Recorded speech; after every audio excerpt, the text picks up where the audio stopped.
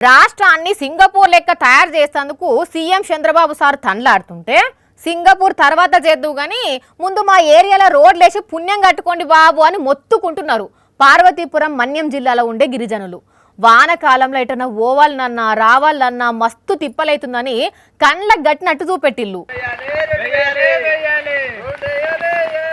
అయ్యో ఎంత కష్టం వచ్చింది తమ్మి మీకు చూసుర్రా అనుల్లా, మా రోడ్డు చూడండి, మా కష్టాలు చూడండి అని ఆ బురద రోడ్ల మీద పొర్లుకుంటా నిరసన చేస్తున్నారు ఆ గిరిజన యువకులు. ఉత్తప్పుడే ఆ తొవ్వల ప్రయాణం చేయడం కష్టంగా ఉంటదట, ఇక వానకాలం అయితే ఆగమాగం ఉంటది పరిస్థితి అంటున్నారు వాళ్ళు. ఎన్నో ఏండ్ల నుంచి బురద రోడ్డు మీద ప్రయాణం చేసుకుంటా మస్తు తిప్పల పడుతున్నాము, రోడ్డు ఎన్ని సారు అని ఎన్ని మాటలు మొత్తుకున్నా ఎవ్వరు పట్టించుకుంటలేరట.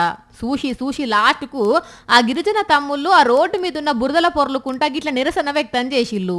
పార్వతీపురం మన్యం జిల్లా కురుపాం మండలంలో ఉదయపురం పంచాయతీ పరిధిలో ఉన్న అడ్వానంగూడ సంజువాయి సెంటర్ నడుమ 3 కిలోమీటర్ల రోడ్డు ఇది. అడుగు తీసి అడిగేయాలంటేనే సుక్కలవు పడుతున్నాయి. పెద్దసార్లు మా అవస్థలు చూసి వెంటనే కొత్త రోడ్డు వేయాలి అని అంటున్నాడు అనిల్ అనే ఆ తమ్ముడు. అంతేనా అన్న?